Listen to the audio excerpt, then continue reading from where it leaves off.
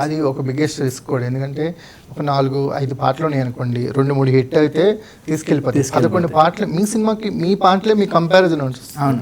So కానీ always నువ్వు తీసుకునే డెసిషన్స్ ఎలా ఉన్నాయంటే కొట్టేద్దాం అంతే అన్నట్టే అనిపించింది. అంతే సార్. లైక్ అంటే that is what life is అనుకుంటా. ఎందుకంటే నేను భయపడుతూ నాకు ఇంకో ఛాన్స్ వస్తుంది, ఎవడో వచ్చి హెల్ప్ చేస్తారు అనుకున్న ప్రతిరోజు నేను అక్కడే ఉన్నా.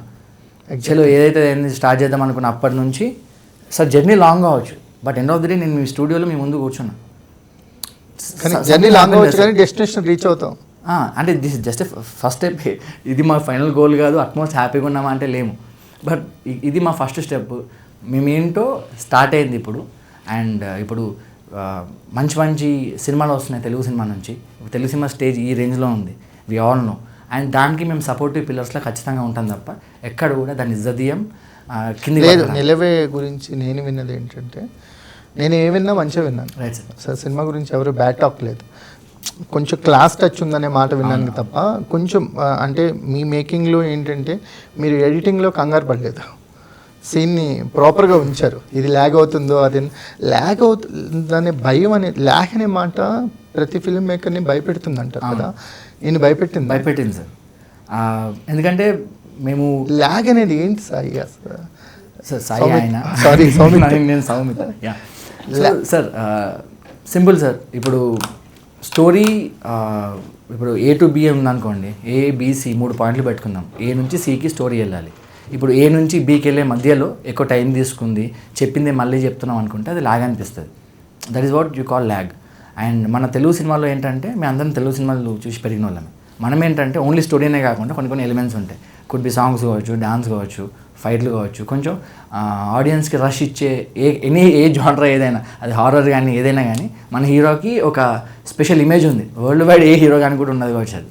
సో పుట్టి పెరిగింది ఇక్కడనే కాబట్టి మన రూట్స్ మర్చిపోకుండా కాంటెంపరీ ఫిల్మ్ మేకింగ్ స్టైల్లో, అంటే ఇప్పుడు ఇంటర్నేషనల్ స్టాండర్డ్స్లో మనము ఈ ఎలిమెంట్స్ యాడ్ చేస్తూ ఎట్లా ఎగ్జిక్యూట్ చేయగలుగుతాం ఆ థాట్ ప్రాసెస్లో వేసినాం. ల్యాగ్ కొందరికి అనిపించవచ్చు, మీరు అన్నట్టు అనిపించకపోవచ్చు. Some are enjoying it, some are not. But last 40 నిమిషాలు మాత్రం వాడు TMT రాడు, నాకు గుండె అయినా పర్లేదు కానీ వాడి గుండె కరిగిపోతుంది, కరిగిపోయినోడు ఏలియన్, వాడికి అంతా రాశాడు. సో ఇంత స్ట్రాంగ్ స్టేట్మెంట్స్ ఇస్తున్నారు కదా, అంటే ఆర్టిస్ట్గా డైరెక్టర్ కదా మీ చాయిస్, ఫస్ట్ చాయిస్ ఆర్టిస్ట్ అనేది సిచ్యువేషన్ వల్ల వచ్చిందా? సిచ్యువేషన్ వల్ల వచ్చింది. మరి మీ డైరెక్టర్ ఒప్పుకున్నారా? సార్ అదే సార్ చెప్పేది, అసలు ఆర్టిస్ట్ అవుదామన్న ఆలోచన కూడా లేదు. సరే చిన్నప్పటి నుంచి చూసుకుంటే ప్రతి ఒక్కరికి చిరంజీవి సార్ సినిమాలు చూసి అందరూ యాక్టర్ అవ్వాలనే అనుకుంటారు. నాకు తెలిసి ఆయన అదే అనుకుంటాడు, నేను అదే, మీరు కూడా అదే అనుకుంటారు. ఇప్పుడు ఏదో టైంలో ఎవరో ఒకరు అనుకునే ఉంటారు. అండ్ పెద్ద పెరిగిన కొద్దీ రియాలిటీ హిట్ అయ్యి ఓకే బట్ సరే నీకు సినిమాలు ఇష్టం, ఏం చేస్తావు అంటే సరే డైరెక్షన్. అంటే ఒక ఈవెంట్ ఉంది సార్, నా ఫ్రెండ్ ఒకడు, నేను చెన్నైలో చదువుకున్నా, తమిళ అయిన అతను, అండ్ వాడు హీరో అయ్యిండు 5వ సినిమాలో. నేను వెళ్ళినా, ఎట్లయినా ఏం సంగతి ఏందని అడిగితే నన్ను కింద నుంచి పైకి చూసి ఏంట్రా డైరెక్షన్ డిపార్ట్మెంట్ అన్నాడు. ఓకే ఇది ఏదో తేడా ఉంది అని, యా డైరెక్షన్ అంటే వాడు దాని గురించి కొన్ని చెప్పిండు. అక్కడ నాకు రియాలిటీ హిట్ అయింది. సరే like okay whatever it is డైరెక్షనా సరే అని. నేను గిఫ్టెడ్ కాదు, అంత వెరీ మీడియాకర్, బట్ నాకు ప్యాషన్ వెరీ స్ట్రాంగ్ ఉంది సార్. నేర్చుకోవాలని తపన ఎక్కువ. సో కింద మీద వాడి నేర్చుకుంటూ నేను కాలేజ్ టైం నుంచి నేర్చుకుంటూ సాయినాథ్తో యాక్టర్గా షార్ట్ ఫిల్మ్ చేసేవాడు. వారి దగ్గర నుంచి కూడా నేర్చుకుంటూ ఇవన్నీ నేను ఎక్కడనో వేరే వాళ్ళ మీద ఇంప్లిమెంట్ చేస్తుంది. ప్రాసెస్ ఇట్లా స్టార్ట్ అయింది. అండ్ ఇలా స్టార్ట్ అయిన ప్రాసెస్ వీడొచ్చి మాకు యాక్టర్స్ దొరకట్లా. సేమ్ ఎట్లయితే యాక్టర్స్ దగ్గర ఇబ్బంది పడ్డామో యాక్టర్స్ దగ్గర డబ్బులు, డేట్స్ అవి మేజర్ సార్. సార్ డబ్బుల కంటే కూడా మోర్ డేట్స్. ఎవరెవరు కొంచెం నేను నేమ్స్ చెప్పాను, అప్రోచ్ అయ్యారు. నేను చాలా మంది పర్సనల్ లెవెల్ చాలా మంది అప్రోచ్ అయ్యాను. నేమ్స్ చెప్పొద్దులే, నేమ్స్ చెప్తే మళ్ళీ వాళ్ళు అఫెండ్ అవుతారు. చాలా మంది అప్రోచ్ అయ్యాను, but for what ever reason కుదరలేదు. అండ్ ఫస్ట్ నుంచి కూడా బలమైన కోరిక ఏంటంటే ఎవడి చేస్తాడు కానీ ఇలా భలే లక్కీ ఫెయిల్ వాడు, అన్ని షేర్స్ని అనుకుంటూ వాళ్ళం. అండ్ నేను పర్సనల్ లెవెల్లో అదృష్టాన్ని నమ్మేటోని కాదు, ఎందుకంటే నా జర్నీ చాలా లాంగ్ ఉండే, ఎప్పుడు కూడా ఏది లక్ హిట్ కాదు. లాస్ట్కి వీడు వచ్చేసి సాయి మా డైరెక్టర్, వాడు వచ్చేసి నువ్వు చేయరా అంటాడు. నాకు లైక్ ప్యాక్ అయింది మొత్తం, నేను చేసేది ఏంది ఫస్ట్ సినిమా, మళ్ళీ కొంచెం అటు ఇటు అయితే ఇంకా నన్ను నమ్మిన వాళ్ళు కూడా నన్ను నమ్మరనే భయం ఉంటుండే. బట్ వాడు చాలా పర్సూ చేసింది నన్ను, and I'm very very thankful to him.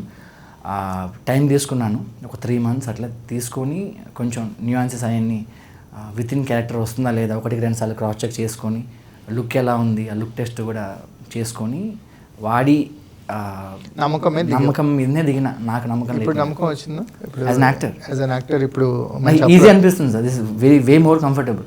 More comfortable. అంటే ఈ జర్నీ కంటిన్యూ చేస్తావా? Yeah, that's what I will do. Okay. Direction? Sir direction నేను కష్టపడి నేర్చుకున్నా. స్టఫ్ ఉంది, దాన్ని అయితే వదలు. స్టఫ్ ఉంది.